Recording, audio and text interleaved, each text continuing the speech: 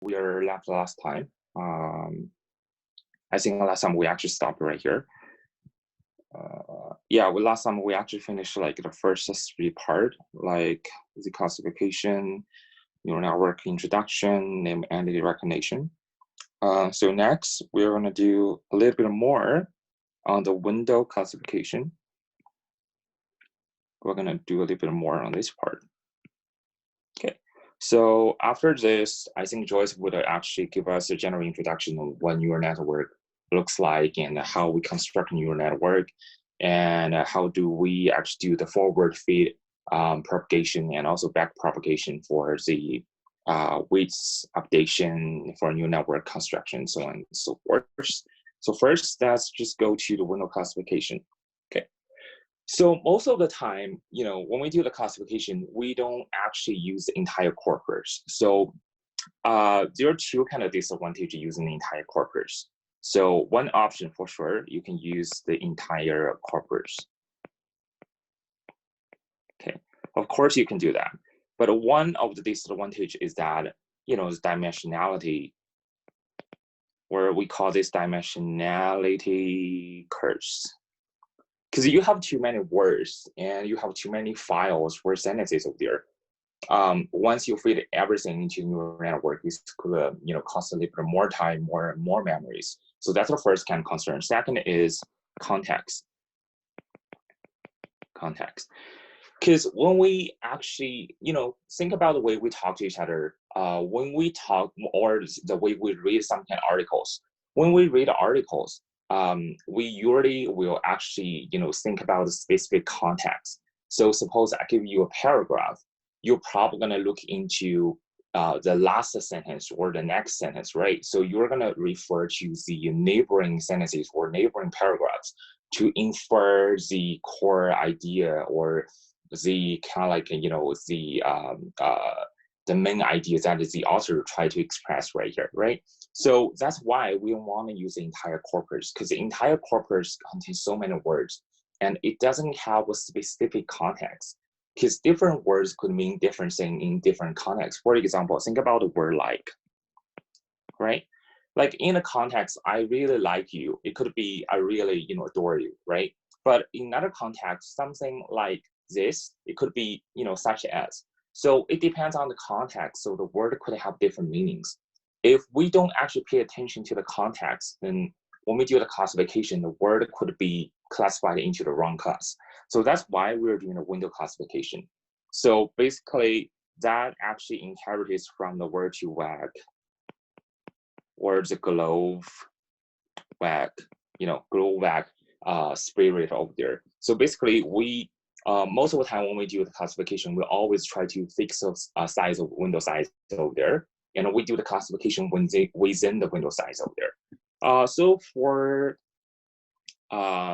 example, okay, just like, this is another example I mentioned previously. So like auto anagrams right here. So if we try to do this kind of task, we try to find similar kind of words over there. For example, we are giving this kind of like sentence to sanction. We're giving this kind of like a term here, to sanction. To sanction can be, to permit, or it also can be to punish, just like like. Like can be a door, or like can be such as. So you need a window or a specific context window to do this kind of task, to actually find the true meaning of the words and classify the words into the right classification. And this is what we do when we do the name entity classification. Name entity classification, because a name, or a name of the organization, the name of the place, a name of the building, a name of the office, usually those kind of names only have specific meanings when they're in specific context or windows, right? So yeah, so this can be referred to person, location, organization, or anything else other than that. So a simplified to class your word into a context might be to average the word vectors into a window. So this could be a way to do that, average the word vectors in the window and classify the average vector. So basically, we find, for example, do we have a sentence right here? Yeah. For example, we have this kind of window size here. Window here have 5 words. And one way to do that is we can represent each word as an embedding, then we average the embedding, then we classify the average, average of the word embedding.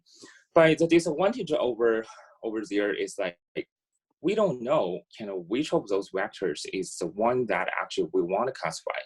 And we don't know which one contributes more, contribute less.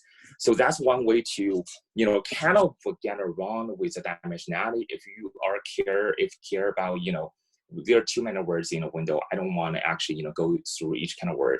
You can do the average of the word embedding, but in that way, it doesn't really help a little bit because, when you do the average, it's kind of everything has been mixed into one thing. And it's really hard to distinguish one from the other and to try to find which one contributes to the classification or not. Okay, so consider the Softmax classifier. So think about this kind of problem. Let's consider the specific example. Consider Softmax classifier for the classification test. So the input is actually the computation of the word vectors surrounding in the window, just like before. It's just like a bunch of words inside in a window side. So considering we try to classify, this kind of sentence, museum in Paris are amazing. We try to classifying Paris in the context of the sentence with the window length of the two. Okay, so just like this, we try to classify this. We try to recognize, is this a name of the location, or it's the name of the organization, or a name of the building, so on and so forth. It depends on how many classes you have. So depends on what kind of categories you want to classify Paris into. Okay, so basically the thing is pretty much the same as before. So, the score function the same as before. We're still going to use the context word times the center word, which here, the center word here should be Paris, and the context word should be those two here. Okay, amazing museum in here. Okay, so here this one is a Paris, because we try to predict the center word using the context word, and that's a context word. Okay, so basically this is the same as before using a score function. Then this is a loss function, which is pretty much the same as before as well. As you can see, we just changed the notation, but actually it's pretty much the same. It's pretty much the same here. Okay, so basically that's how we do the window classification. Basically the model is pretty much the same as before, but now instead of using entire corpus, we fix a specific size of window and we do a classification using each window. Then we slide the window, by the window size, 5 by 5 by 5, and then we kept doing that until we reach the end of the file or the sentence over there.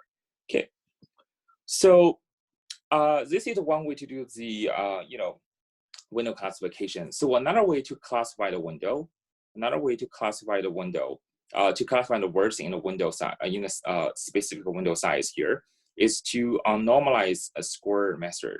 So this is called a normalize a square method. Okay, this actually is invented by Corbett and Weinstein. So those two guys are I would say like the top, like I don't know, they are kind of like a god to most of the people who are working in LP here, especially this guy. He published almost like 6-7 papers a year, like very kind of like frontier and cutting edge technologies over there. Okay, so what he proposed here, what Corbett actually proposed here do is actually, we are still going to do the window here. And suppose our goal is classify whether the center word here is a location. Again, this is the same as before, just like this. So we are still doing the same kind of task here.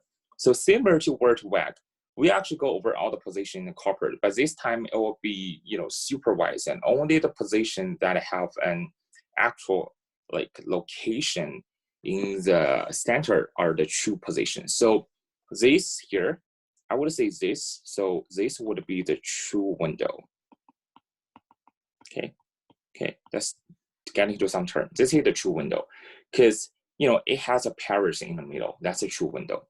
So the idea is actually try to find some non-true windows or some false or fake windows over there, which are far, far different from the true window.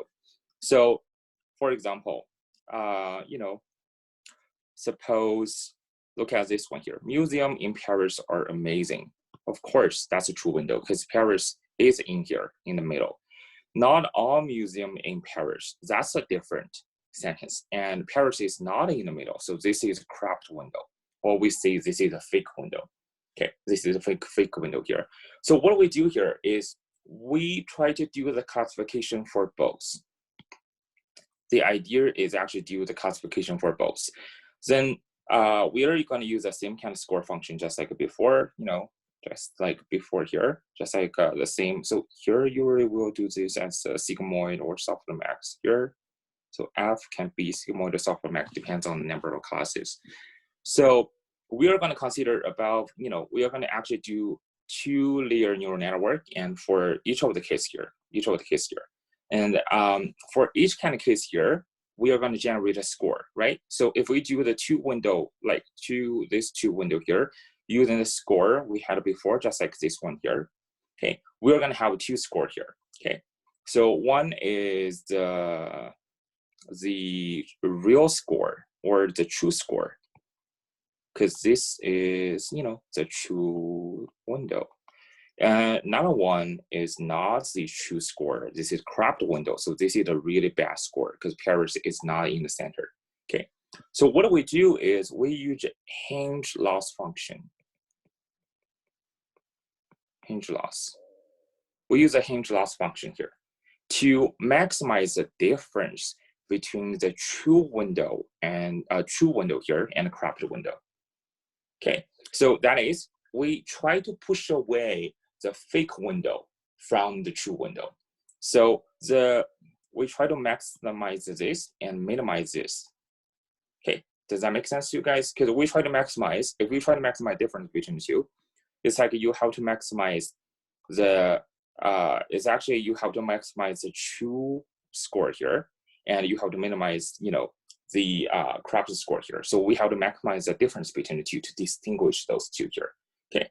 So this is the hinge loss function. If you know, hinge loss. If you actually did SVM before, then you should know this.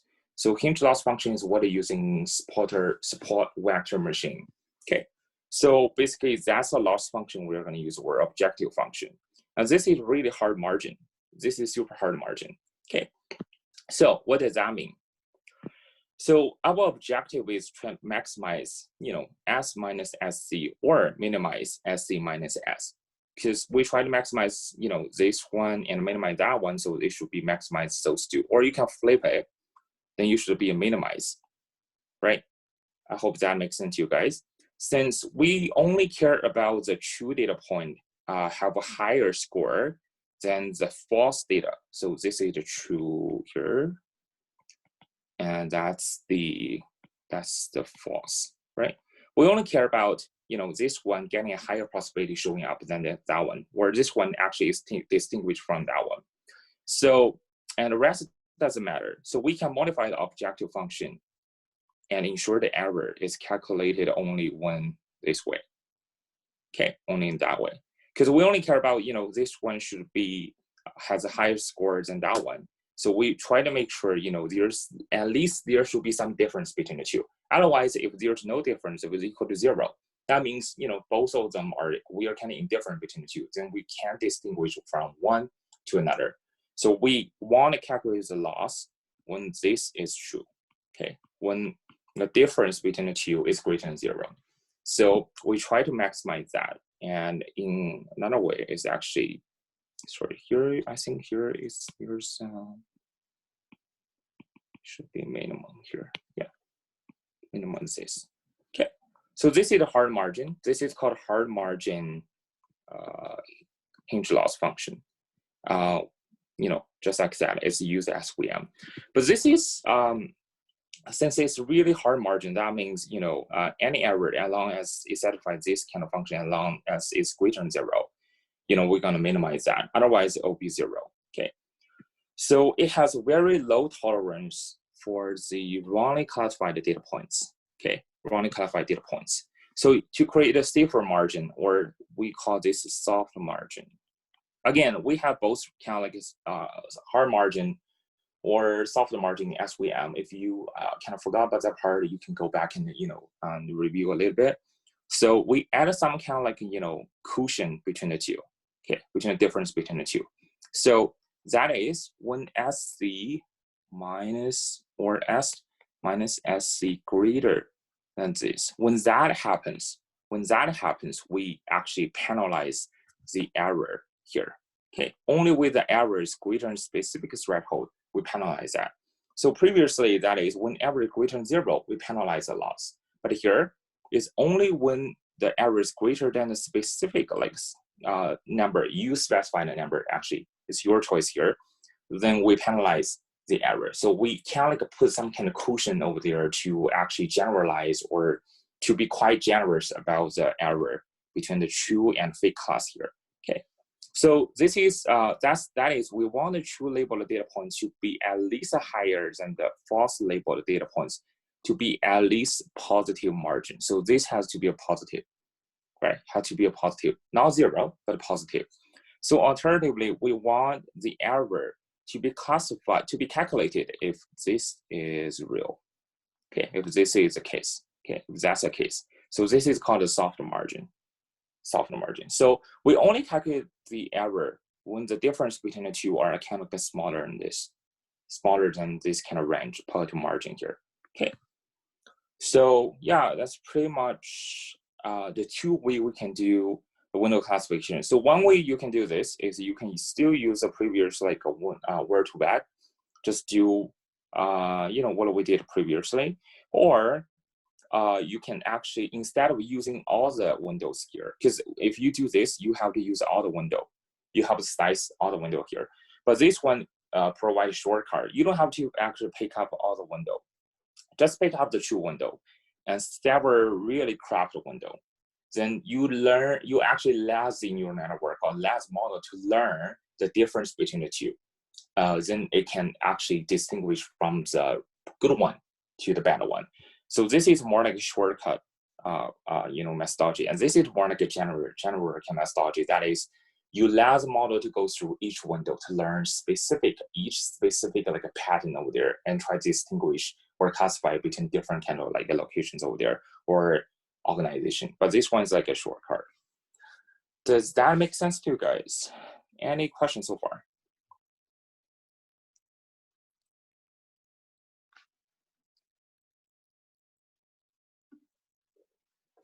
So I'm going to pause here for a second in case you guys have any question here. Then we can discuss a bit. Then I'm going to hand over to Joyce.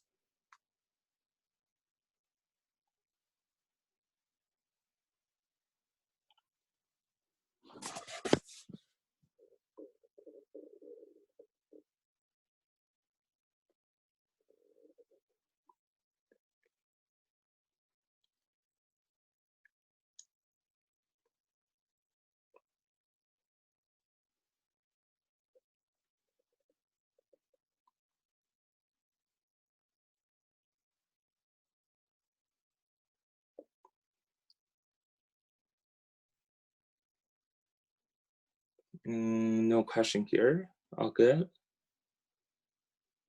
All right. If you guys don't have any question, I'm actually going to head over to Joyce for the neural network for feed-forward propagation and backward propagation part. So I'm going to stop sharing my screen here. Thank you, Daniel. Okay. So I will do the lecture. Can you guys see my screen? Yes, we can see your screen. Great. Today the lecture will be covered the introduction of neural network. We will go through an example about how computer do the calculation in our neural network, and we will go through a simple example, and we will calculate by ourselves, just treat us as a computer, and then do feed-forward computation and back propagation. And then we'll talk about how backpropagation, feed-forward computation will help us to tune the loss function and then get the predicted value very close to the real value. And then I will introduce a bit on the activation function. So first of all, like what is neural network? I have found a very interesting video in YouTube that's about 5 minutes, shows very clearly on the introduction of how neural network works. And I'm just going to show you the YouTube video.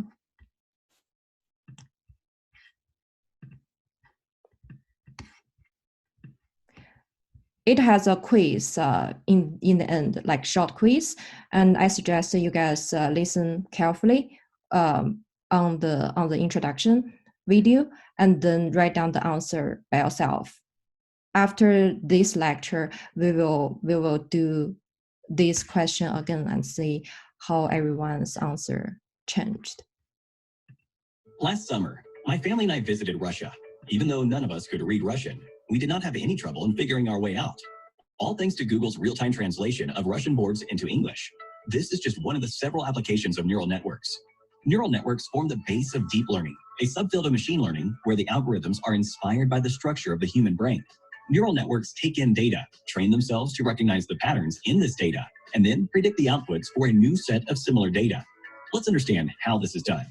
Let's construct a neural network that differentiates between a square, circle, and triangle. Neural networks are made up of layers of neurons. These neurons are the core processing units of the network. First, we have the input layer, which receives the input. The output layer predicts our final output. In between exist the hidden layers which perform most of the computations required by our network. Here's an image of a circle. This image is composed of 28 by 28 pixels, which make up for 784 pixels. Each pixel is fed as input to each neuron of the first layer. Neurons of one layer are connected to neurons of the next layer through channels. Each of these channels is assigned a numerical value known as weight. The inputs are multiplied to the corresponding weights, and their sum is sent as input to the neurons in the hidden layer. Each of these neurons is associated with a numerical value called the bias, which is then added to the input sum. This value is then passed through a threshold function called the activation function. The result of the activation function determines if the particular neuron will get activated or not. An activated neuron transmits data to the neurons of the next layer over the channels. In this manner, the data is propagated through the network. This is called forward propagation. In the output layer, the neuron with the highest value fires and determines the output. The values are basically a probability. For example, here, our neuron associated with square has the highest probability. Hence, that's the output predicted by the neural network. Of course, just by a look at it, we know our neural network has made a wrong prediction. But how does the network figure this out? Note that our network is yet to be trained. During this training process, along with the input, our network also has the output fed to it. The predicted output is compared against the actual output to realize the error in prediction. The magnitude of the error indicates how wrong we are, and the sign suggests if our predicted values are higher or lower than expected. The arrows here give an indication of the direction and magnitude of change to reduce the error. This information is then transferred backward through our network. This is known as backpropagation. Now, based on this information, the weights are adjusted. This cycle of forward propagation and backpropagation is iteratively performed with multiple inputs. This process continues until our weights are assigned such that the network can predict the shapes correctly in most of the cases. This brings our training process to an end. You might wonder how long this training process takes. Honestly, neural networks may take hours or even months to train, but time is a reasonable trade-off when compared to its scope. Let us look at some of the prime applications of neural networks. Facial recognition. Cameras on smartphones these days can estimate the age of the person based on their facial features. This is neural networks at play. First, differentiating the face from the background, and then correlating the lines and spots on your face to a possible age. Forecasting. Neural networks are trained to understand the patterns and detect the possibility of rainfall or a rise in stock prices with high accuracy. Music composition. Neural networks can even learn patterns in music and train itself enough to compose a fresh tune. So, here's a question for you. Which of the following statements does not hold true? A. Activation functions are threshold functions. B. Error is calculated at each layer of the neural network. C. Both forward and back propagation take place during the training process of a neural network. D. most of the data processing is carried out in the hidden layers. Okay, so this is a quiz, and you can choose the ones that you don't think is not you don't think is true, and you can take a screenshot for your reference, and then we'll go back to our lecture. Okay. From the introduction video, we know that neural network has layers, right? It has three types of layers: input layer, hidden layer, and output layer. Input layer are basically all features. We have x1, x2, x3, and they all get fed into the hidden layers, and then we do the forward computation and backward propagation. We do forward computation to get the output layer, to feed the results to the output layer. So how those neurons connect with each other? We can see that like each neuron basically has an impact to every neuron in this neural network. So for instance, this one is neuron A. It connects with neuron 5 and connect with neuron 8 in some ways. We can go different paths to see the connections. So basically, each neuron plays a part on the judgment for each neuron in the following layers. So how they connect? They have connections. How do they connect? We pick up two single neurons, neuron 1 and neuron 2. Each connection between two neurons has a weight associated. So we assign a weight, and we use the output from the neuron 1 times the weight plus the bias equals to z. And this z got fed to the neuron 2, and then we activate neuron 2 by assign activation function. If we have several neurons feed into the same neuron, then we just sum the z value from each neuron, sum them up, and then feed the results, sum of that, into the activation function. Those activation functions can be sigmoid, Relu, time age, just like you can define it in your model. However, these two are just like two neurons connected with each other. How does the computer calculate if we have several layers of neuron, or like several neurons in one layer? For instance, if we have A, B, C all feed into the second layer of neuron, in this example, we have 4 neurons on the second layer. If we do the same calculation, and then we sum up, for F1, we actually is A times weight of A1 plus B times weight of B1 plus C times weight of C1. This is how we get F1. And the same thing we get for F2, F3, and F4. Computer just do not do it with one step for F1, F2. They do matrix calculation because it just saves memory and makes the calculation much easier. We can treat or feed ABC, like our input, as a 1 times 3 dimension matrix, ABC, and we assign weight. The weight actually can be changed based on the calculation. So we feed into, because the way matrix works is we use one row ABC times the column of the first column, second column of the matrix to get F1 and F2. So we assign weight A1, weight B1, weight C1, and then the same thing, A2, B2, C2, and then we get calculated and then get the the same thing as a 1 times 4 output. Joyce, let's pause here for a second. Okay, I just want to point out here, ABC here, it could be the input, or it could be some input from the previous layer. Okay, so F1, 2, 3, 4 are the output from the previous layer, which is ABC here. And the weight here is how you using the ABC to get your output from ABC.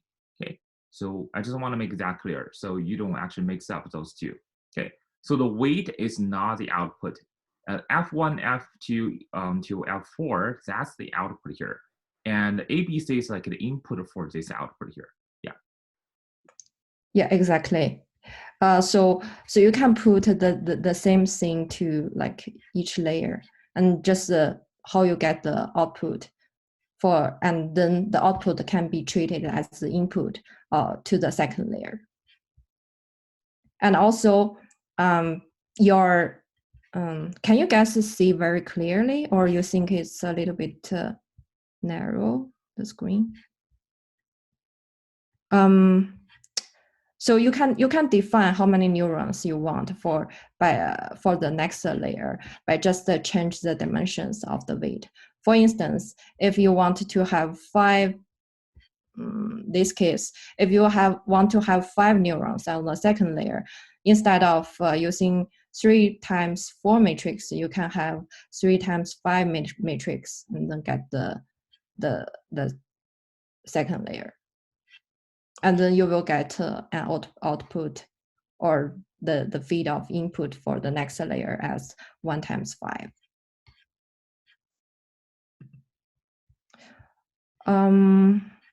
The next thing we'll jump into is feed forward computation and back propagation.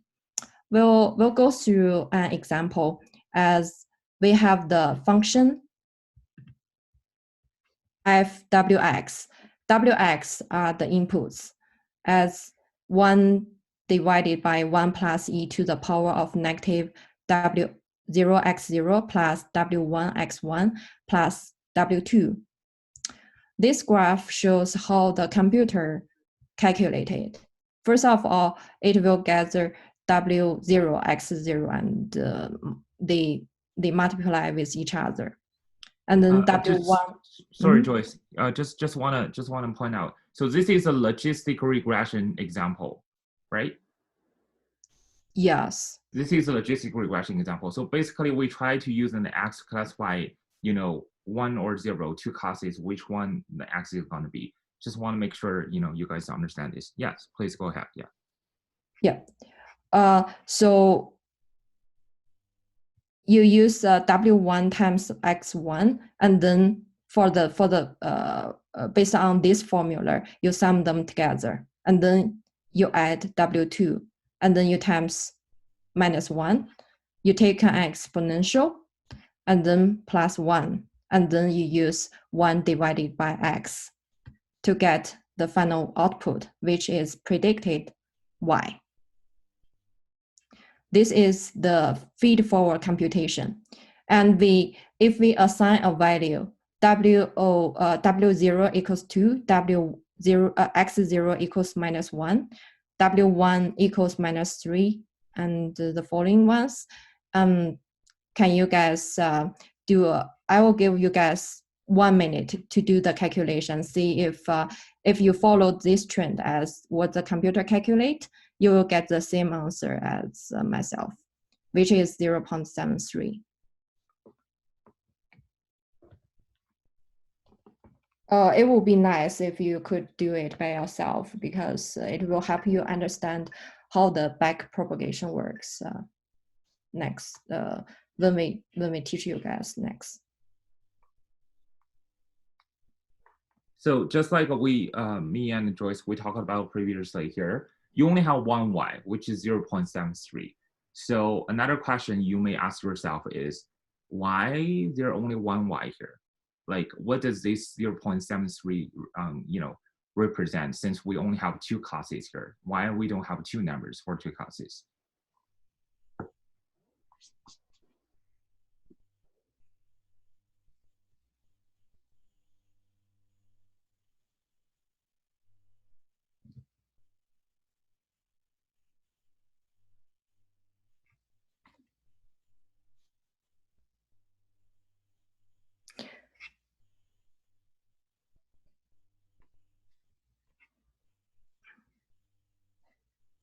So has everyone finished?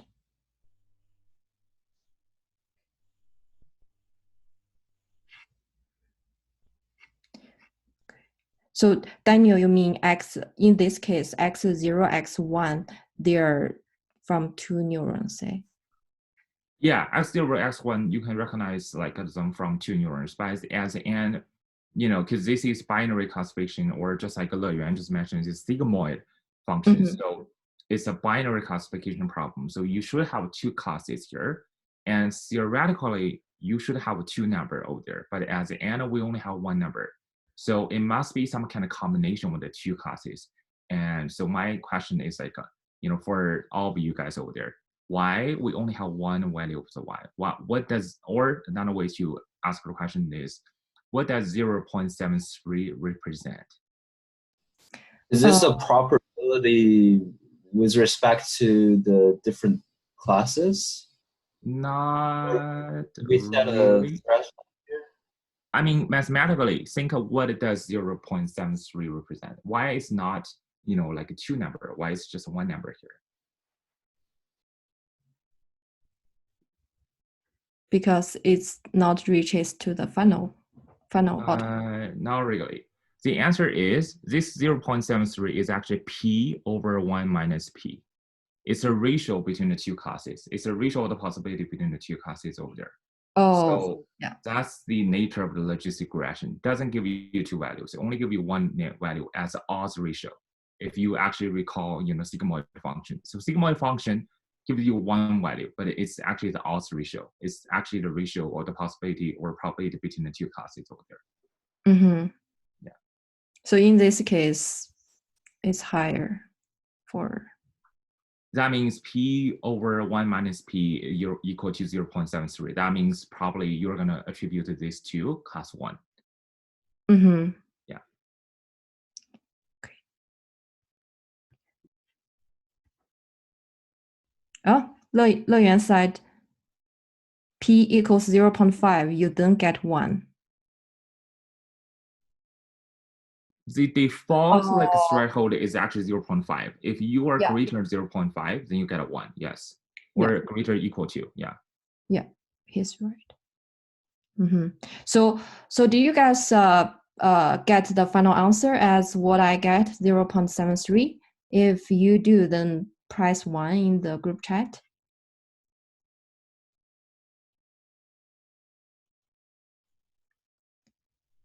Great.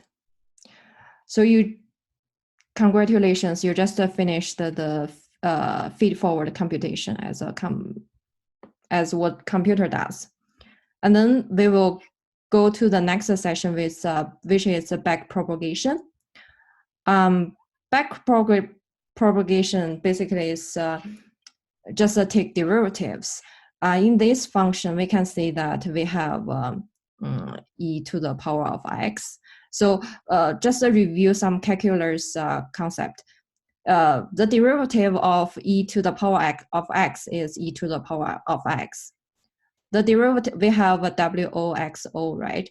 So the derivative of AX is A. And the derivative of 1 plus X is minus 1 divided by X squared. The derivative, we also have W2 plus W1 X1, right? So the derivative of C plus X is 1. We're going to use those things when we do the back propagation. Why the back? So Daniel, I will tell what back propagation is used for in a bit in the next lecture. No, in the next section. We'll understand how it works first, and then we'll tell other people how we use back propagation in the neural network. So the way back propagation works is we back propagate. For instance, if we want to know the final output 08, how impact does, for instance, does 06 on the final output of 08, we take derivative.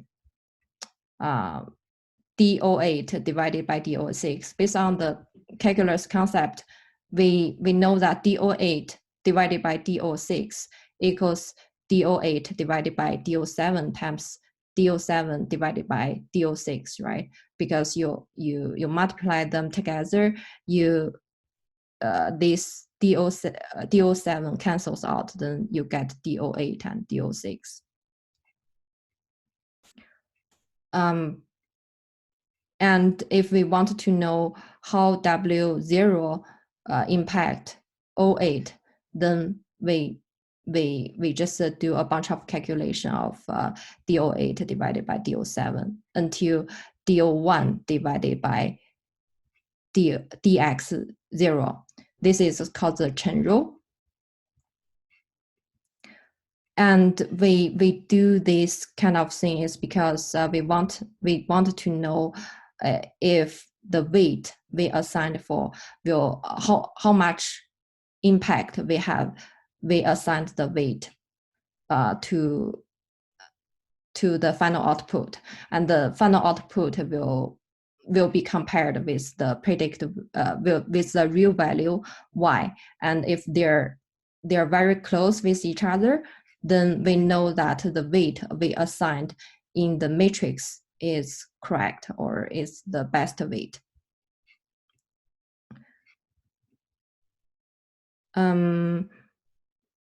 So what we will do next is to back calculate those things based on the concept I have said before.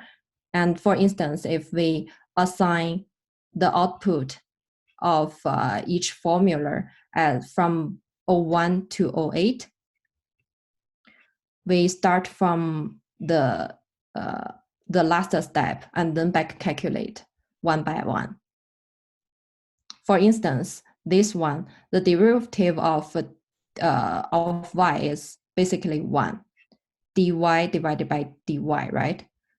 But for the step before, this step is we have the formula of F07 equal O8 equals F07. So this formula is basically 1 divided by x is this one.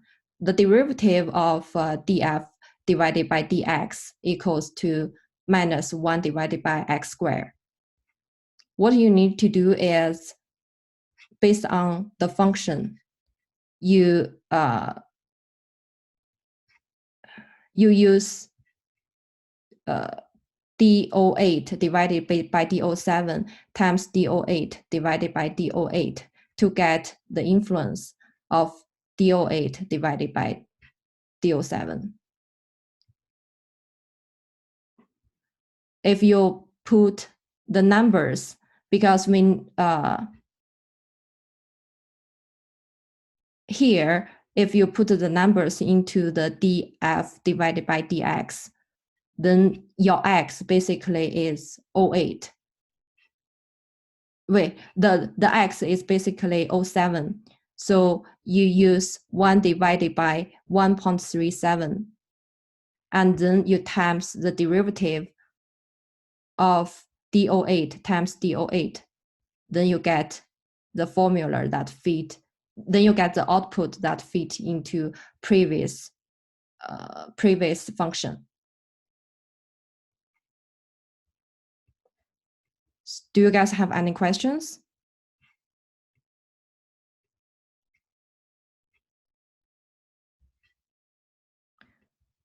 Why we do it is because we wanted to know the influence of each, for instance, each output onto the final value in this example.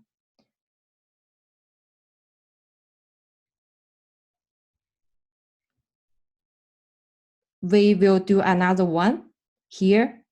So this function is y equals x plus 1, because this one is plus 1, right? So if we take a derivative of this function, then the derivative is, the value is 1. You use the Chen rule, and then if you want to know the influence of O6 on O8, then you use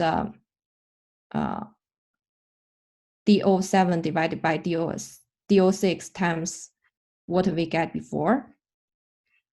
So you use minus 0.53 times the derivative of this function, which is 1. Then you get minus 0.5. And then you keep going to the very end. Then It's Yunfei. I have a question. So since you written the derivative in the above functions, right? The 4 functions as derivatives, but how computer actually to calculate the derivative? Like they remember like those functions like you did, or they just do some other way to compute actual derivative of each scenario? I think they remember the functions. Okay, so it's all be programming into the TensorFlow? Yes, it will be defined by yourself. Some of it will be defined by yourself.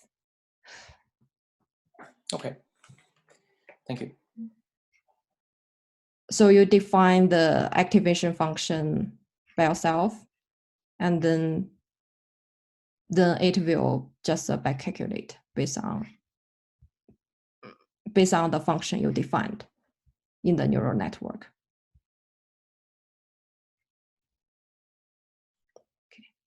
Daniel, do you have an answer for this question?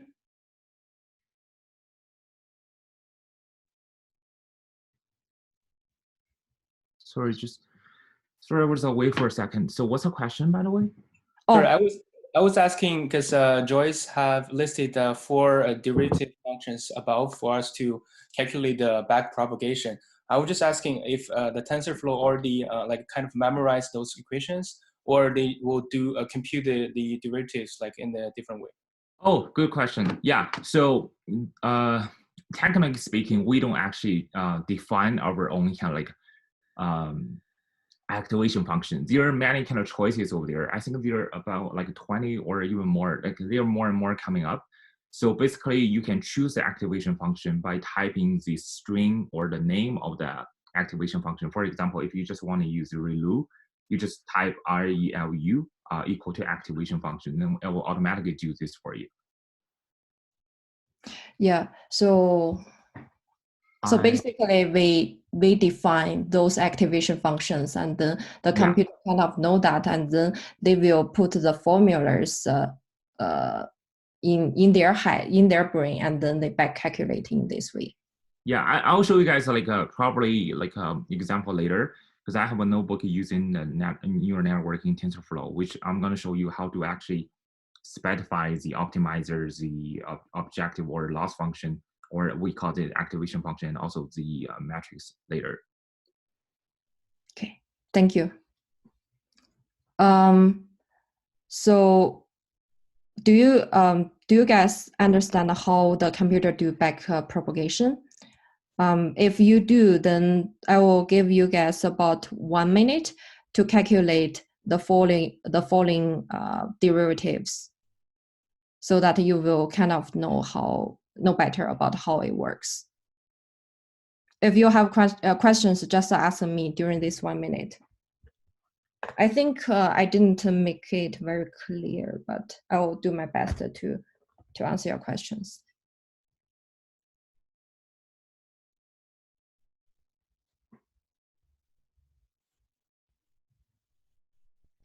Those are the numbers that I calculated. If you get the same answers, then you get the concept right.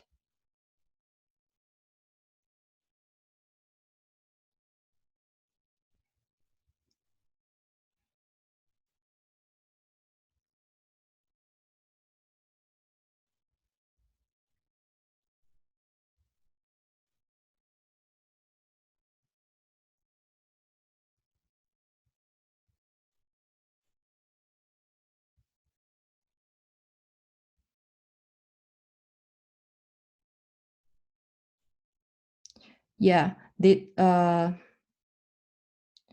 Yuan said, I thought the question is how does computer do chain rule? Yeah, the formula is kind of the chain rule formula. The computer actually just do exactly the back propagation, just like Joyce just mentioned here. So just like, taking all the derivatives over, over and over, which is kind of nested derivatives over there. Yeah, that's basically the computer does.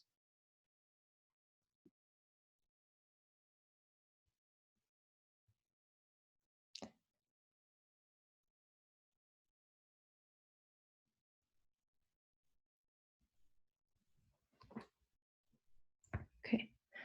So do you guys get the answer? If you do, then type 1.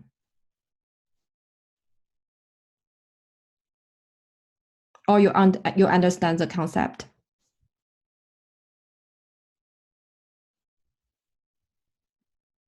If you have any questions here, we can pause here for a second. Then, you can shoot up your questions, and then we can discuss a little bit right here. Yeah, Daniel is right. I think this concept is very important. If you get confused, then the next step you will get confused as well.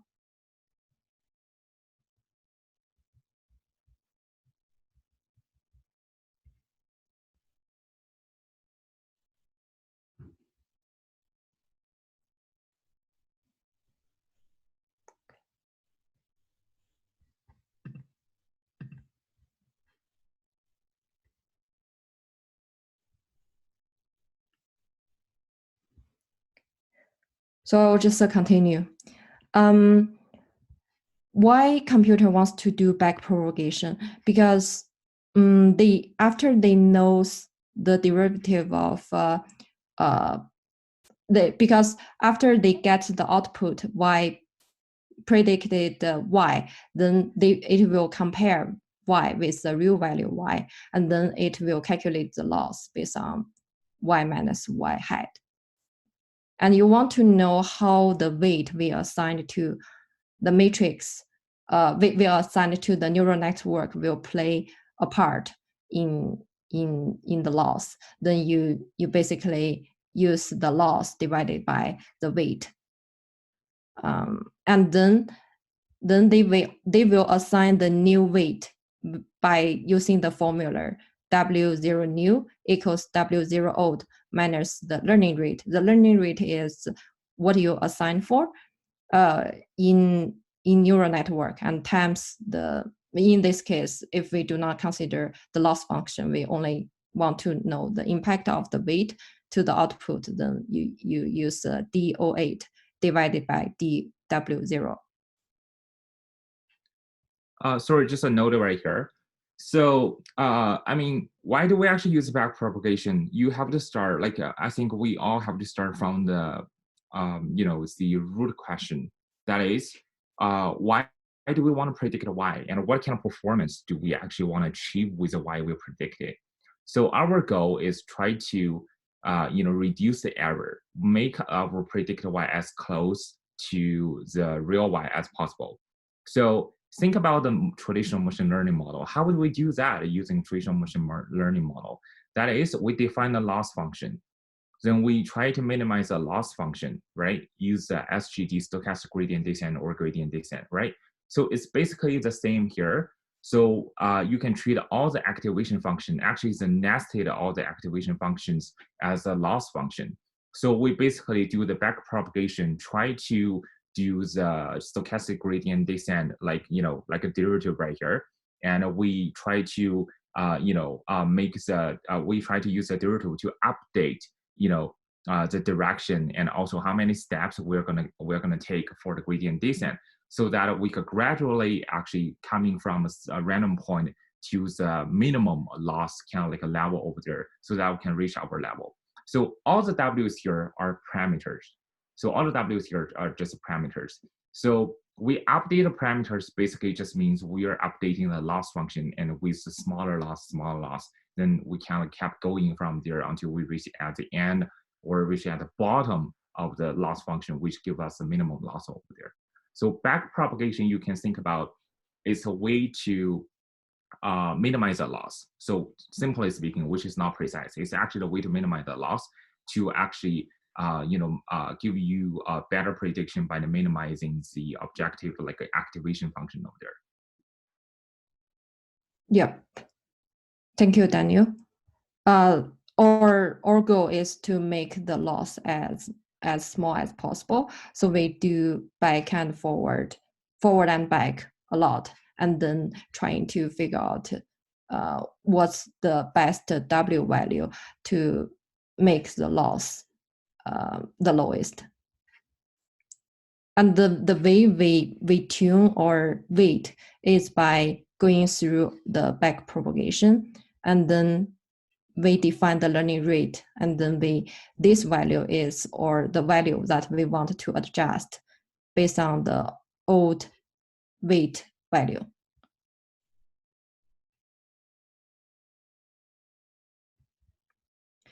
So what we just did is a sigmoid function. So the sigmoid is the function is 1 divided by 1 plus e to the power of minus x. And the sigmoid function is just a one activation function. As what Daniel said, we have tons of activation functions we could choose to put into the neural network. Okay.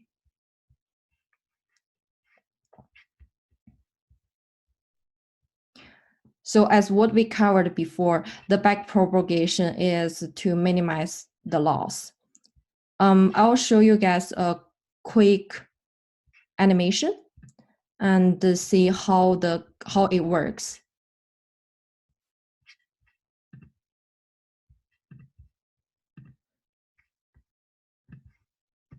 This is what I borrowed from Christian. He did an animation about how the computer tune the weight in order to minimize the loss. If you look at the graph on the right, is just the x-axis is the weight, and the y-axis is the loss. When we compute like when we keep computing, the neural network will tune the weight, and then it will just make the loss to the minimum.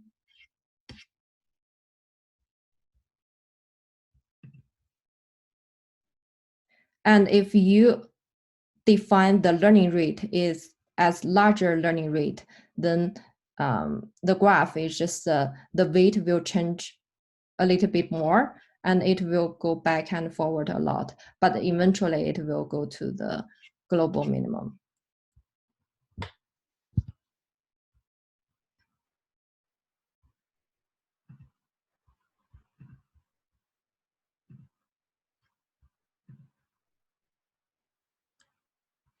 And we use this function W new equals W old minus the learning rate times the loss divided by the weight. For instance, in this neural network, we have one input layer, two hidden layer, and one output layer. Our loss is 1 minus 1 head. If we want to know how to tune W to 1, which is this one, because the first layer is W11, right? This one is W21. So how we tune W21 is we use W2 or W21 new equals W21 old minus the learning rate, which you define by yourself, times the loss divided by the W21, the derivative. It's not loss divided by W21. It's actually the slope or the derivative of the loss with respect to W21. You mean the loss divided by? Not divided, Joyce. It's actually a derivative. So make the first differential of the loss function with respect to this parameter. It's not a division. It's actually not a division. So the second, you mean yeah. Y minus Y hat divided by? Yes, you can. Yeah, loss function or the loss function you define. Yeah, make the derivative of loss function with respect to W21 here. Yeah. So in this case, the derivative of the loss function is d. That's the loss. That's not loss function yet. Loss is y minus y hat, but loss function is different. Mm-hmm. Yeah. Okay. So, what's the value if that's the case? If or y, real y is 2, the predicted y is 0.5. That's a loss. Then that's a specific loss for the specific data points. But loss function is a function. So basically you make the loss function with respect to W21, because W21 is a parameter you try to optimize. Mm-hmm. So basically, the derivative tells you which direction you should go. Should I just go up? For example, the gradient descent is just like you are standing at the top of the mountain. Then you are looking for the way to go to the bottom of the mountain here. So like delta L over delta W21, or the first order derivative here tells you which direction you should go. Should I go down, or to the left, to the right, up, or to the north, to the south? But learning rate tells you how many steps you should take for that direction. So basically the combination of the two tells you where you should go and how much you should go. Mm-hmm. If your eta, which is learning rate, is small, for instance, if it is 0.0001, then you take small steps. If eta is, if you define it as 0.5, it might be big, and then you basically jumped from one side of the curve to another, and then jump back, and then a bigger learning rate basically causes a question which is called overshooting. So you kind of overshoot yourself, like you jump from one top of the mountain to another top of the mountain, then it's going to give you a hard time to actually find the bottom of the mountain over there. But if the learning rate is pretty small, it's called undershoot. So basically that means you're actually barely learning anything. You're kind of like stepping as the original place. You didn't actually move at all. Mm-hmm. Yeah. So it's you want to make sure that you do not make eta very big or very small.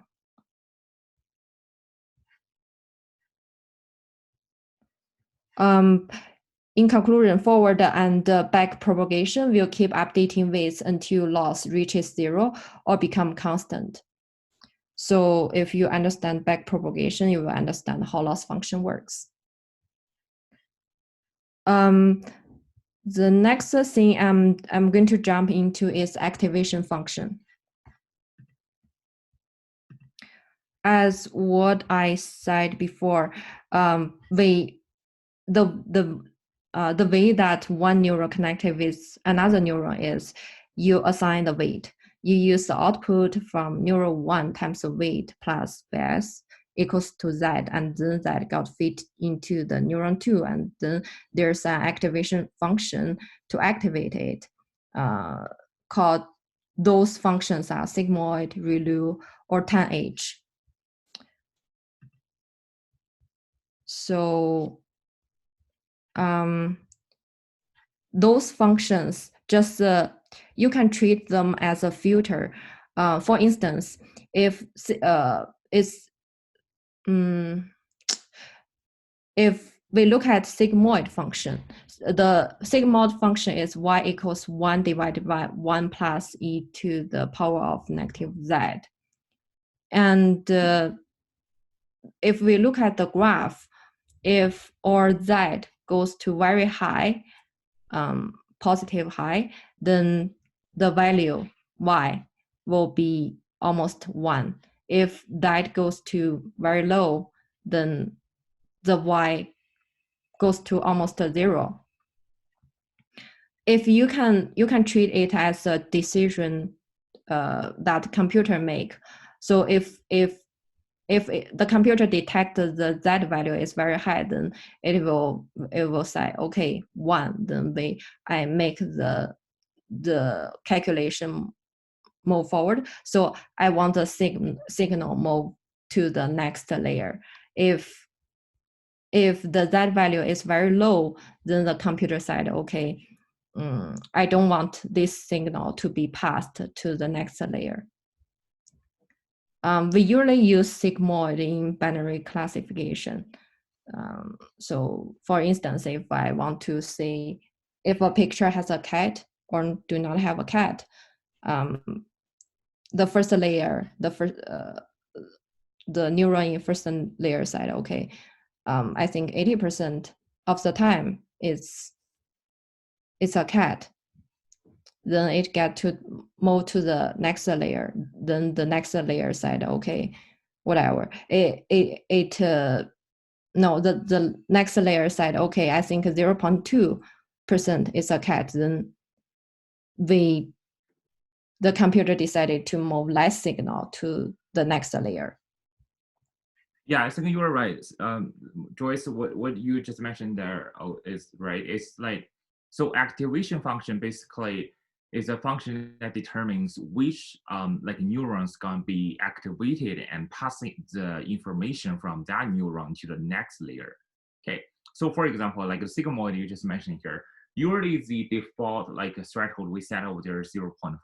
So suppose you have a neuron just like an X you set from the previous like a layer over there, and you calculate the sigmoid function or calculate the activation function with that X. Suppose it's 0.7, it's actually greater than 0.5. Then, you know, at this layer, you know, the computer gonna make a decision. Yes, I'm gonna pass this X to the next neuron. But if there's an X which gives you a sigmoid function of less than 0.5, say 0.25, then the activation function basically just make a decision on his own, like saying, no, I'm not gonna pass this X to the next function. So basically it's just like the neurons in our kind of body over there. So sometimes when you touch specific stuff, you get the sense of the touch. And why does that happen? That because some kind of neurons are activated, but sometimes you don't feel any touch or you don't feel any kind of like, you know, sense over there. Why is that? Because the neurons wasn't actually activated. So activation function basically tells the next layer or the output or anything in the next layer whether I should pass the previous layer's information to the next layer and how much and which one should I actually pass. Mm-hmm.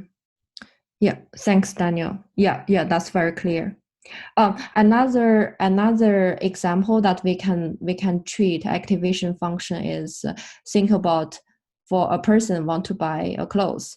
For me, if I it's just the decision, the way that you make the decision, right? So my activation function is based on the price of the clothes first, and then if the price is okay, then I pass to the second layer, and then the second layer will be the color of the clothes, and then the output will be okay. If it meet all my requirement, then I'll buy it. It will give a 1 or positive output. So you can choose different people will have different ways of decide whether or not they want to choose clothes. That's why people choose different kind of activation functions. However, some of activation functions can only be put in certain scenarios. You also need to know like which activation function can be put in, like for instance regression models. You want to put Relu instead of sigmoid for the whole time.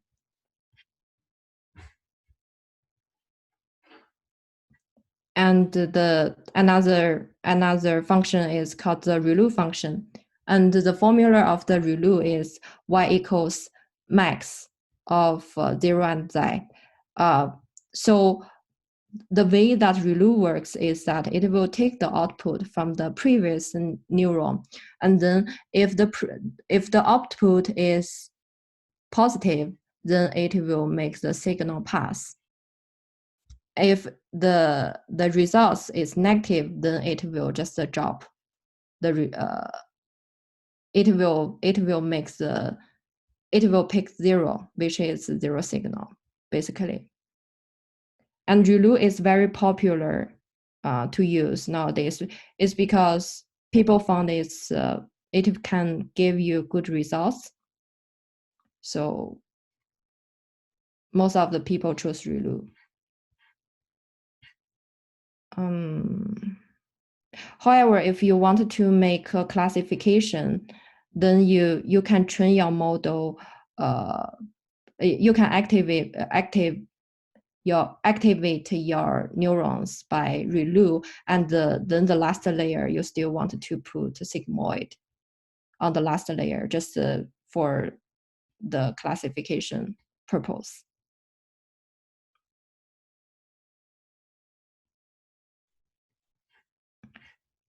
Okay. So I have another video that could show how to choose or different introductions of different kind of functions.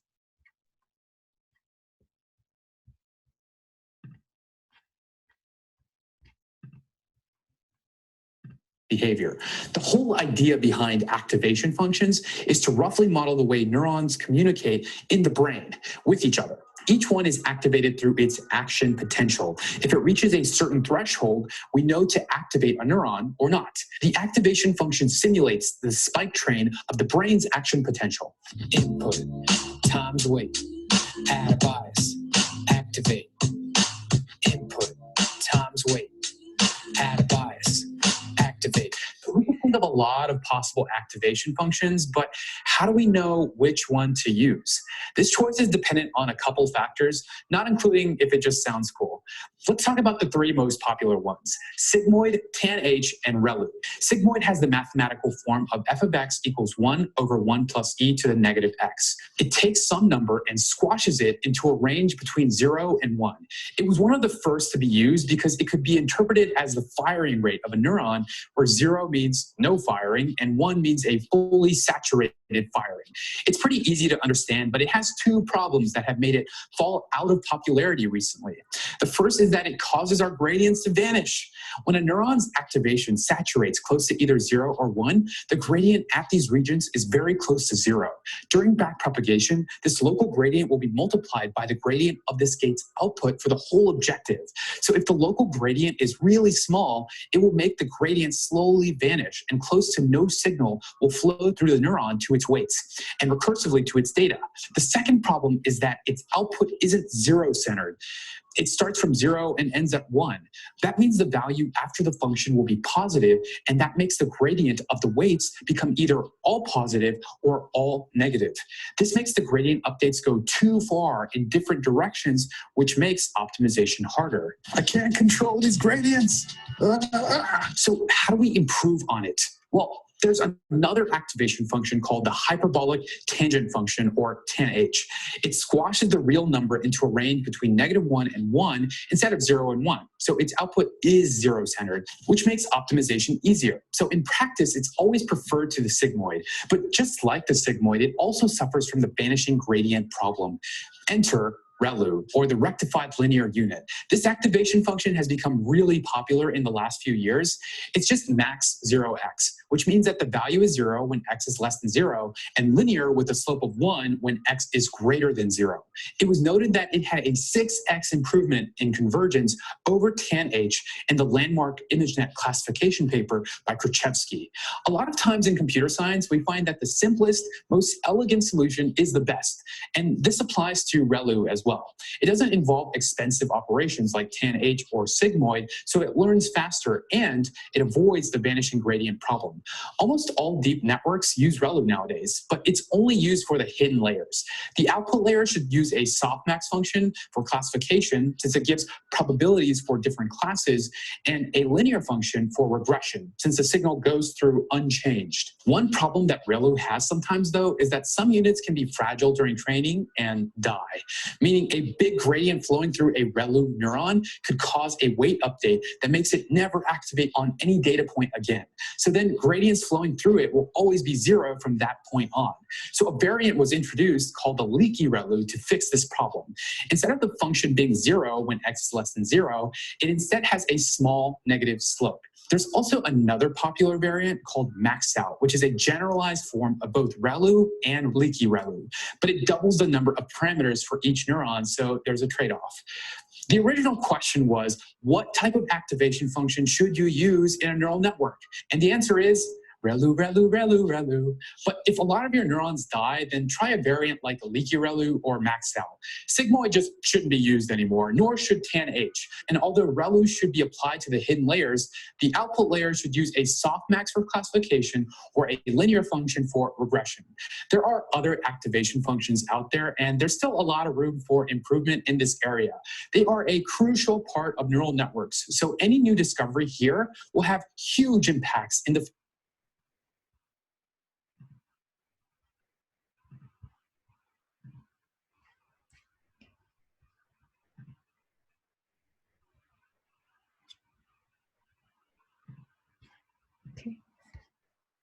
So in the video, he showed the different types of, like an example of different types of activation functions. And basically he said Relu is the best one to use. And why we use, sometimes we can choose Leaky Relu is because we do not want to drop the neurons that has negative value, and we still want them to play a part on our final decisions.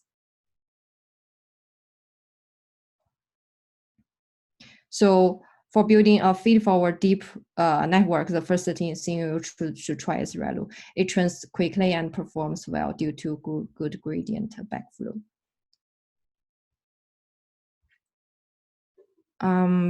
Do you guys have any questions? I kind of finished today's lecture, and I'll go to the quiz and see if you guys want to change your answers, and can you guys type in your answers of the quiz in the group chat so that I will know if everyone understands the concept or not.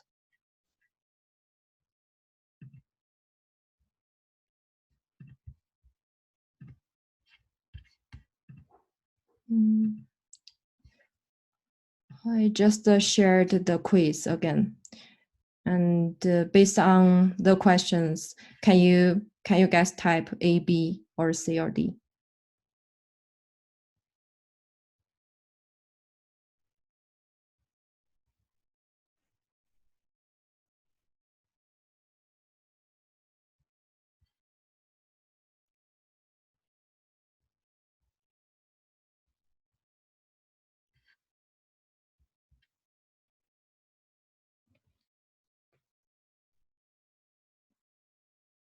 So anyone else want to put their answers down?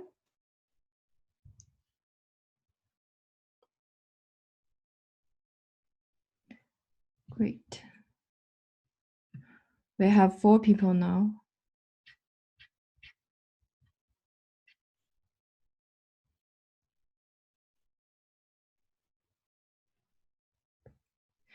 Yeah, so the answer is B. Error is calculated at each layer of the neural network. Actually, it's not. We calculated it at the end. And the other 3 are all correct.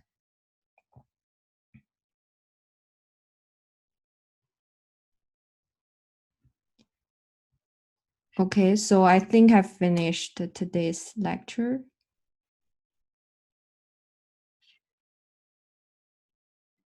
All right. Now I guess it's a discussion time. If you guys have any question, we can discuss a little bit right here. So feel free to open your mic and talk right here, and we can, have a little bit of brainstorm on the neural network or any questions you have. Hey, Daniel. Yeah, go ahead, please. Okay. I'm not sure if the question is appropriate, but in the neural networks that in each of the neuron we use a linear relationship, right? Why not? Do you think why not we're using like a nonlinear expression? We actually use a combination of the linear and the nonlinear combination. It's a combination of both for that. So for example, I'm gonna actually show you my notebook probably a little bit. Okay, just give me 1 sec. So it's not linear, it's actually a combination of both right here. I understand the activation function is nonlinear, but why we want to introduce a linear portion in the neuron? Like do you think it should? Oh, okay. So that's your question. Okay, yeah. So basically, first of all, it's a combination of linear and nonlinear. So you do a linear first, then you put like a wrap it up with a nonlinear. So why do we actually do a linear? Because linear is the simplest and also is the most easy to understand. So that's one of the reasons. Second is actually a compute fast because you do the matrix multiplication. So basically, it's more like an empirical, kind of consideration. So that's why we actually use this. Because if you try to do a nonlinear rapid by a nonlinear, it's really hard to see which neuron pass on which neuron. But if you do a linear, it's kind of like use a line to connect the two neurons. Then you know which actually neuron is actually passed to the next neuron or not. Yeah. Okay. Thank you. Good question, by the way. Any other question here?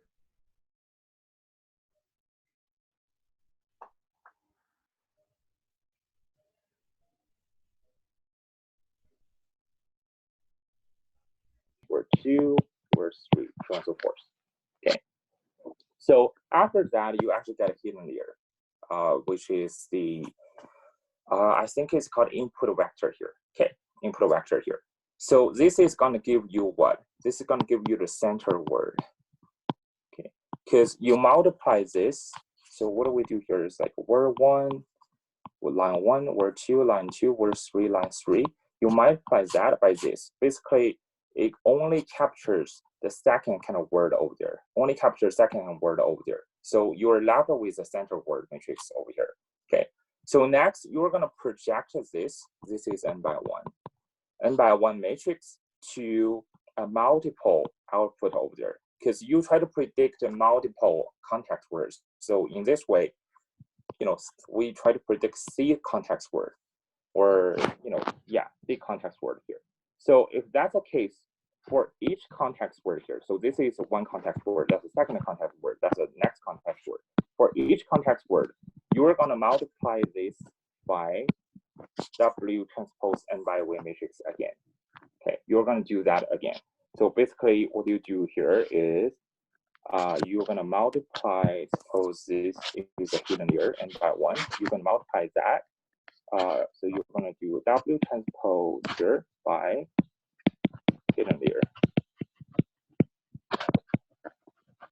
Okay. Which is going to give you V by 1 matrix over there. Okay, V by 1 matrix over there.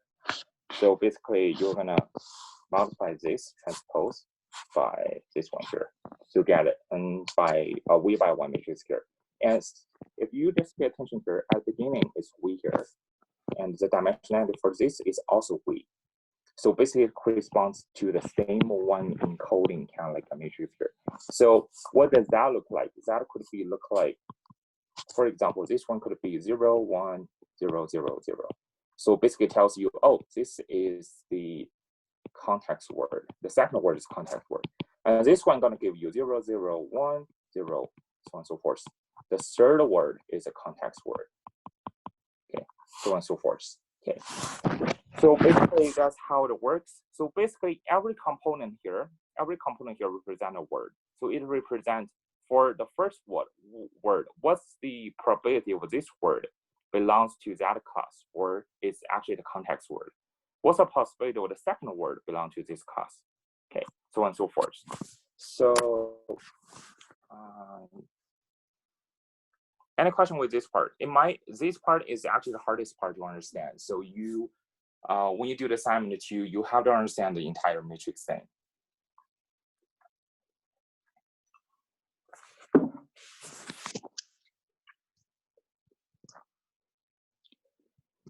think let me show skip gram. There's some more.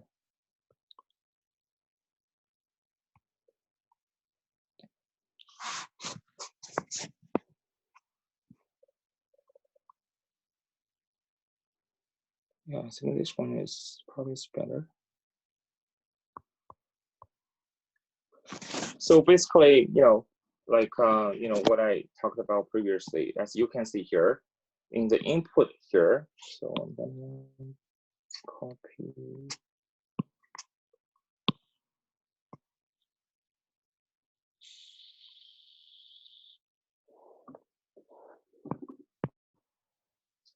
So As you can see here,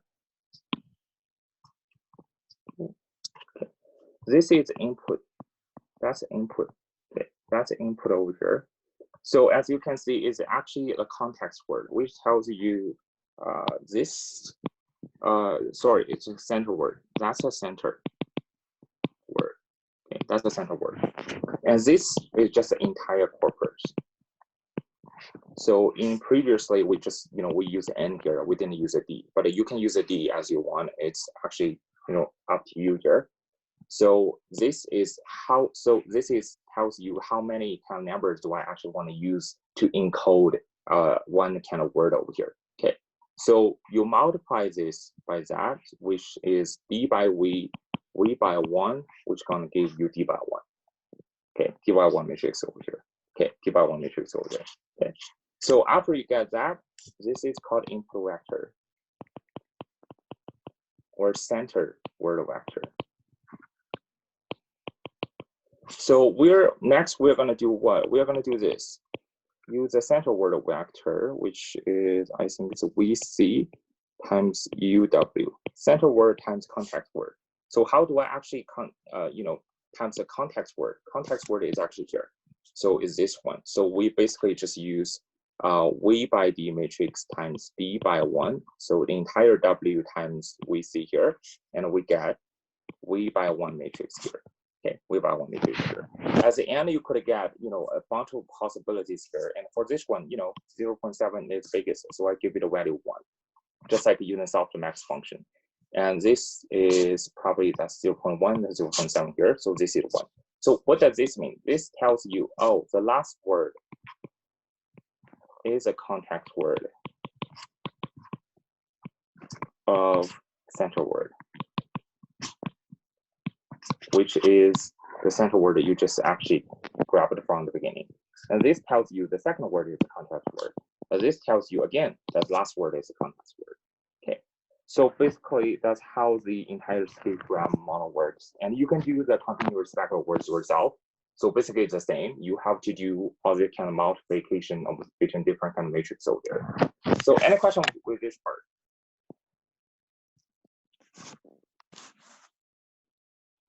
Yes, I have one question. Sure, go ahead. Yeah. It's a very good graph. I think I was stuck in this question before. Now I think it's more clear. Just when you minimize the loss function, how do you combine all those together? Like you combine all those softmax p and use do like a min Okay. or. So first question, how many activation functions do we have? How many This question.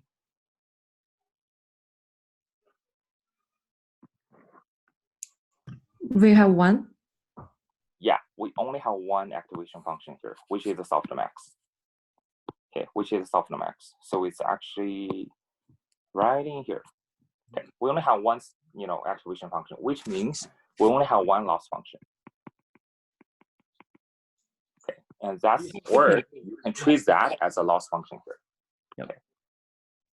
So what do you do here? You just minimize the Softmax function. So basically, it's really simple. You just maximize it at once because you only have one loss function. So what you do here is basically, what you do is you're gonna make the first order derivative of Softmax function with respect to both vectors. Actually, we see makes that equal to, and you get that value, right? So suppose this value is A, and you do the loss function Softmax with respect to U, W, which is a context word that's gonna be here. So then next you're gonna update, the VC new equal to VC old minus learning rate times A. And simultaneously, you're gonna update the context word as well. UW new equal to UW old, so on and so forth. It's actually the same. Okay, so basically that's how you minimize the loss here. Because both vectors, both context word and this right here is actually your parameters.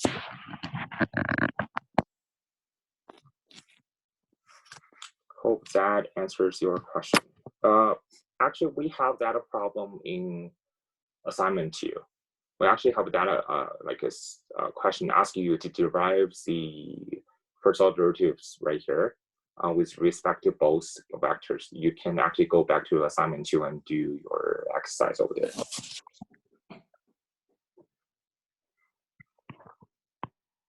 Any other question? Yeah, that's a pretty good question, actually.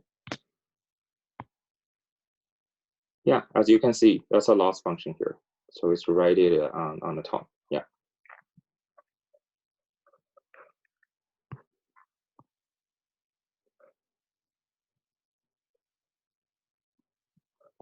Any other questions?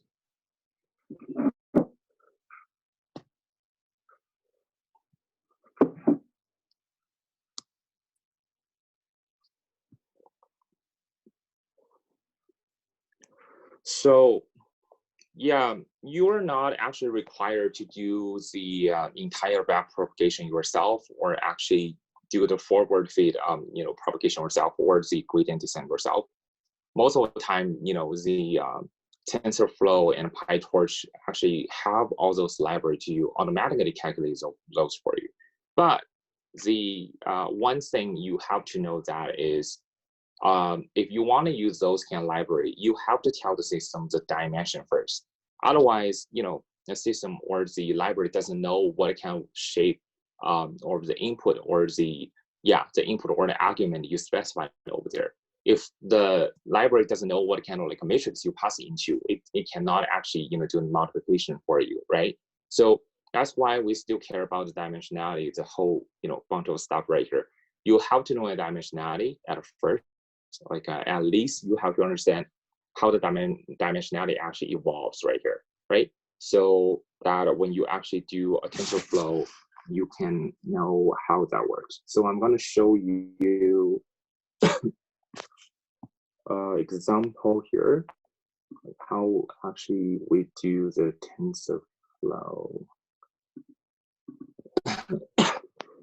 So this is really simple. This is a really simple like classification problem. Basically, you have, for example, so we have 2 classes, but they're kind of like this is called XOR. They're kind of split it into 4 parts, right? So we have the purple, we have the yellow, but they're kind of like split it into 4 different quadrants here. So that means you cannot just use one linear decision boundary to separate those. So what do we do here? We I actually construct I would say construct like a neural network here. So regardless of what neural network I use, basically I use LSTM later or RNN later, but now I'm just going to show you a really simple one here. So first, see, the first kind of step you have to do is like you have to tell the input. You have to tell the system what's the input here. And in the input, there's one kind of like a parameter which asks for the shape. This is the one you have to put over there. So that's why we care about the dimensionality. Because if you don't know the dimension, you're probably gonna pass the wrong parameter, then it cannot do the neural network for you. So after that, you are gonna do the dense layer, or we call this hidden layer. So in hidden layer, again, you have to specify the dimensionality. How many hidden neurons do you want? And you can specify the activation function here. So what I did here is I actually just use the activation function with sigmoid for the dense layer. Okay, then I pass the input into the dense layer here. Next, I'm just constructing a model. Next, you're gonna do, which we are gonna introduce later more next lecture, is you're gonna tell the neural network what kind of loss function you want to specify for the entire kind of like neural network here. So for this one, we actually use a binary cross entropy here, and because it's like a binary classification. And what kind of optimizer do you want to use for that? So I use the Atom, or you can use the SGD. And here is a learning rate. You can specify the learning rate yourself. Last, you have to tell the system what kind of metrics you want to use to evaluate the neural network. You can pass on, 1 or 2 or even more. So here I use the accuracy and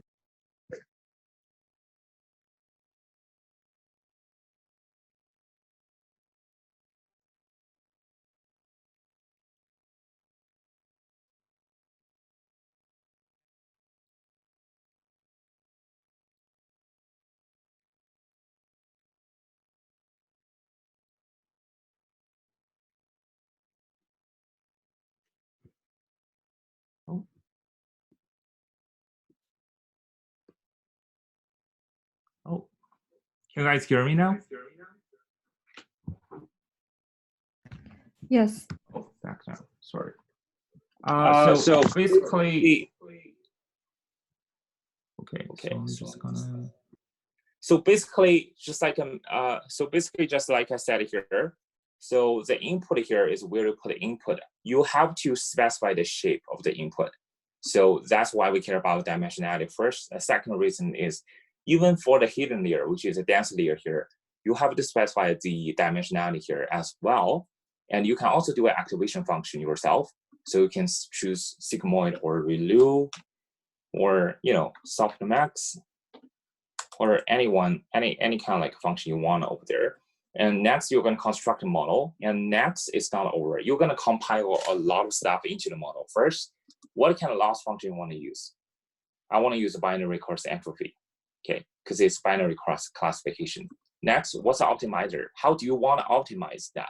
Do you want to use gradient descent, stochastic gradient descent, atom, or adaptive atom? Or so here I use the atom.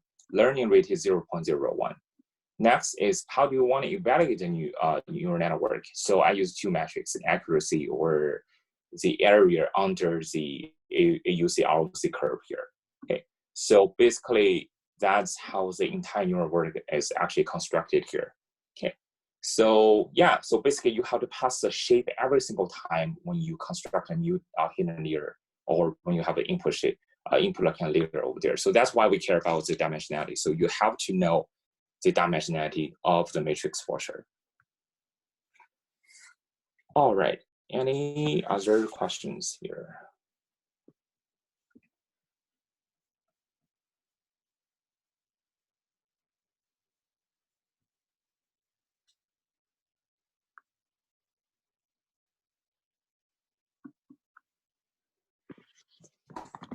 If you